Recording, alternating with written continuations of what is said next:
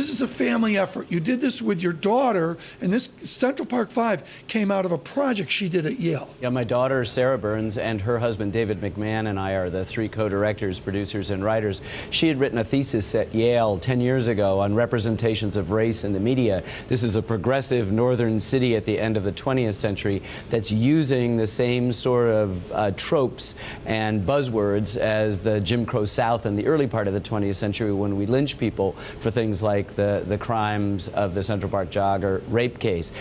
Except these guys were innocent. They went to jail for upwards of 13 years. Finally, when the real guy came forward and they had their convictions exonerated, they've now spent another 10 years in limbo while a civil suit is making it slow. So wait, these things are usually settled out of court, or they're settled at a trial within a year. We're now approaching the 10-year mark. The city's put the slows on it, and I'm waiting for the mayor to wake up and say, remind me again why we're protecting the reputations of cops and prosecutors who made a mistake. What is the pushback by the critics of Ken Burns here? Why are they so upset about this documentary? Well, the only critics that I've seen are those representing the cops and the prosecutors in the city of New York. So I think we responded to our many requests to participate in the film. We did our best. We bent over backwards, eliminated our narrator to make this the most journalistically pure of our films, and asked them each 6 months to come and comment, and they never did.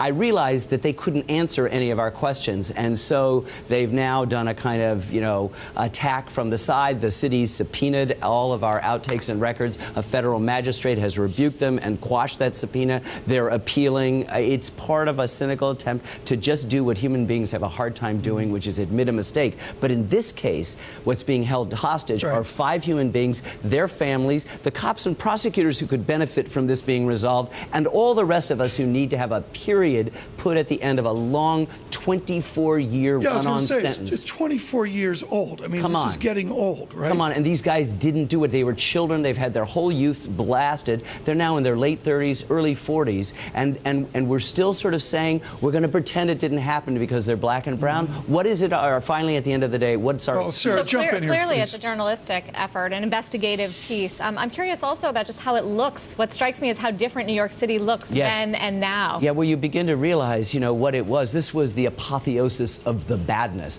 Ed Koch, the mayor at the time, said this was the crime of the century, and that we were not to believe that we say alleged perpetrators. He said, we shouldn't say this. When you hear their parents and their grandparents say they're good kids, they're not. Well, they were good kids. They hadn't done it.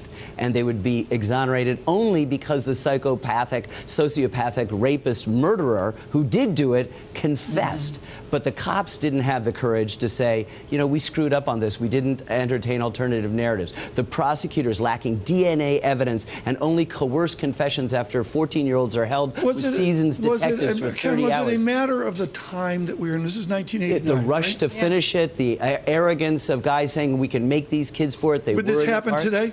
It happens all the time in America, particularly for black and brown kids.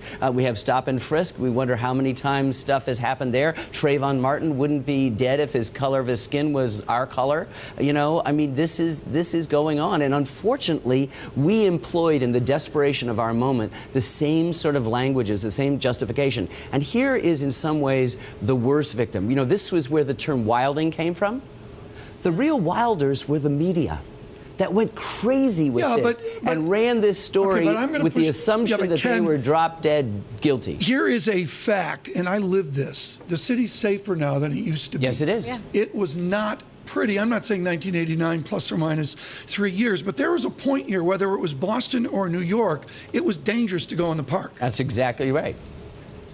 You look at the action that had to be taken, knowing it would never be perfect. Our criminal justice system is based on the idea, not just a presumption of innocence, but the ability to go and punish the person who committed the crime for the crime they committed. In this case, it didn't happen, and no one has offered these kids even an apology for what they went through. Very controversial. 14 years old. If you got a child of your own. They were 14 then. I didn't 14, know that. 14, 15, 15, and a developmentally challenged 16-year-old who was tried as an adult and went to the worst well, you hear the prison passion for there. Ken 13 Burns years. with his new effort, the Central Park 5.